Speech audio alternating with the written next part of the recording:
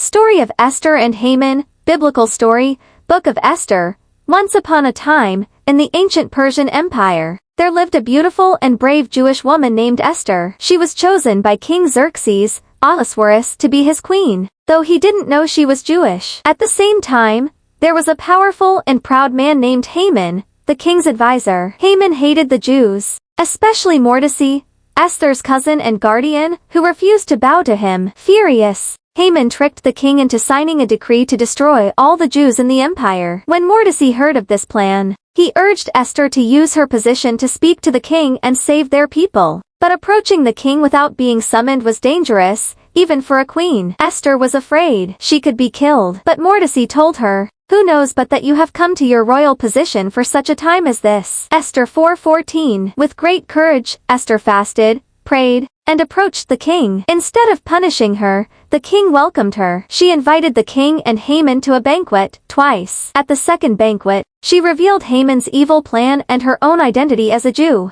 The king was furious and ordered Haman to be executed on the very gallows he had built for Mordecai. The Jews were saved. Motivational speech inspired by the story. Ladies and gentlemen, let me remind you today of the power that lies within one voice, one choice. The story of Esther is not just an ancient tale. It is a timeless reminder that courage, purpose, and faith can change history. Esther was not born a queen. She was an orphan, raised in silence, living in the shadows. But when the moment came, she did not hide. She rose. And so I ask you today, what if you were born for such a time as this? Maybe you are facing fear, injustice, or silence that threatens to swallow truth. Like Esther, you may feel unprepared or overwhelmed. But courage is not the absence of fear.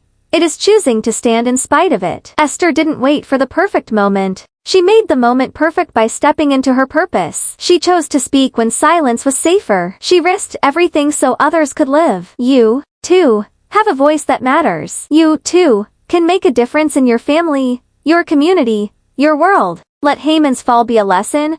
Pride and hate will not stand forever. Let Esther's rise be your inspiration. Purpose, faith, and courage will prevail, even against impossible odds. Stand up, speak out, shine your light.